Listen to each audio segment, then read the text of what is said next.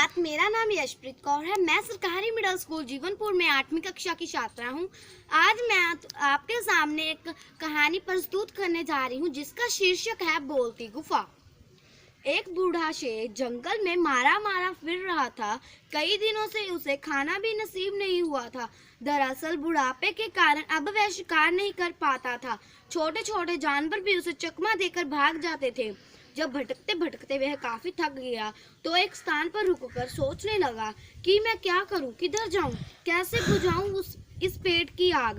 काश मैं भी दूसरे जानवरों की भांति घास पात फल फूल खा लेने वाला होता। आज मुझे इस प्रकार भूखों न मरना पड़ता। अचानक उसकी नजर एक गुफा पर पड़ी। उसने सोचा कि इस गुफा में अवश्य ही कोई जंगली जानवर रहता होगा। मैं गुफा में जाकर बैठ जाता हूँ।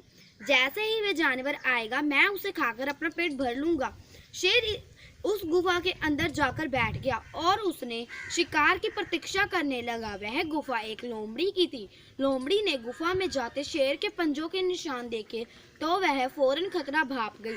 परंतु संकट सामने देखकर उसने संयम नहीं खोया, बल्कि उसने बुद्धि तेजी से काम करने लगी कि इस शत्रु से कैसा बचा जाए। और फिर उसे एक तरकीब सूझ ही गई।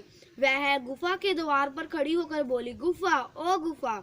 जब अंदर से गुफा से कोई नहीं उत्तर दिया तो लोमड़ी बोली, सुन रही गुफा, तेरी मेरी यह संधि है कि जब भी मैं बाहर से आऊंगी तो तेरा नाम लेकर तुझे बुलाऊंगी। जिस दिन तुम मेरी बात का उत्तर नहीं दोगी तो मैं तुम्हें छोड़कर किसी दूसरी गुफा में रहने चली जाऊंगी। जवाब ना मिलता देखकर लोमड़ी बार बार अपनी बात दोहराने लगी। अंदर बैठे शेर ने बार बार लोमड़ी के मुंह से बात सुनी तो वह यह समझ बैठा कि गुफा लोमड़ी के आने पर जरूर बोलती है। अंत अपनी आवाज को मधुर बनाकर वह बोला, अरे आओ आओ लोमड़ी मौसी, तुम्हारा स्वागत है।